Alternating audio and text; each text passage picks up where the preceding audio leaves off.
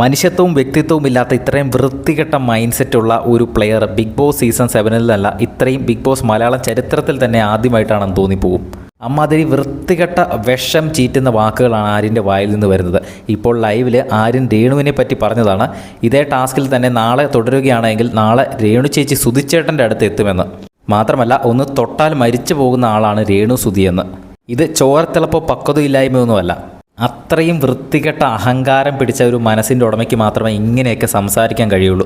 ഇത് തമാശയാണെന്ന് പറഞ്ഞ് അവിടെ ആര്യൻ ഇപ്പോൾ നിലവിൽ തർക്കിച്ചുകൊണ്ടിരിക്കുകയാണ് അക്ബറിനും ഷാനവാസിനൊക്കെ എതിരെ. അക്ബർ ഇത് കേട്ടപ്പോൾ തന്നെ പ്രതികരിക്കുന്നുണ്ട്, എന്ത് വർത്തമാനമാടാ പറയുന്നതെന്ന്. അതിന് കൂട്ടു നിൽക്കുന്ന, ആര്യനെ സപ്പോർട്ട് ചെയ്ത് നിൽക്കുന്ന ഒരാളുണ്ട് അവിടെ, അതാണ് ജിഷിൻ. അതൊക്കെ തമാശയായിട്ട് എടുത്ത് വിട്ടാൽ പോരെ എന്ന്. എങ്ങനെയാണ് ഇങ്ങനെയൊക്കെ ചിന്തിക്കാൻ കഴിയുന്നതെന്ന് പോലും മനസ്സിലാകുന്നില്ല. ഇത്രയും വൃത്തികെട്ട രീതിയിലുള്ള ഒരു തമാശ എന്നൊക്കെ എങ്ങനെയാണ് അതിനെ പറയാൻ കഴിയുന്നത്? അതിൽ സപ്പോർട്ട് ചെയ്യാൻ മാത്രം അവിടെ ഒരു മരമണ്ടനായ ജിഷിനുമുണ്ട്. ഓരോ ദിവസവും ഇങ്ങനെ വെറുപ്പിച്ചുകൊണ്ടിരിക്കുന്ന ഒരു പ്ലെയർ വേറെ കാണില്ല. ഒരു നോമിനേഷൻ വന്നു കഴിഞ്ഞാൽ ഉറപ്പായും തന്നെ ഇനി പുറത്തേക്ക് പോകാൻ ഏറ്റവും കൂടുതൽ സാധ്യതയുള്ളൊരു ക്വാളിറ്റി ഇല്ലാത്ത ഒരു വൃത്തികെട്ട പ്ലെയർ എന്ന് തന്നെ പറയേണ്ടി വരും. ഇതിൽ തീർച്ചയായിട്ടും നിങ്ങൾ കാണുന്നവരൊന്ന് കമൻറ്റ് ചെയ്യണം. ആര്യൻ പറഞ്ഞതിനെപ്പറ്റി നിങ്ങൾക്ക് എന്താണ് പറയാനുള്ളത്? ആര്യൻ രേണു സുധീനെ പറ്റി പറഞ്ഞ കാര്യത്തിനെ പറ്റി, ആര്യൻ്റെ ഒരു ആറ്റിറ്റ്യൂഡിനെ പറ്റി നിങ്ങൾക്ക് എന്താണ് പറയാനുള്ളത്?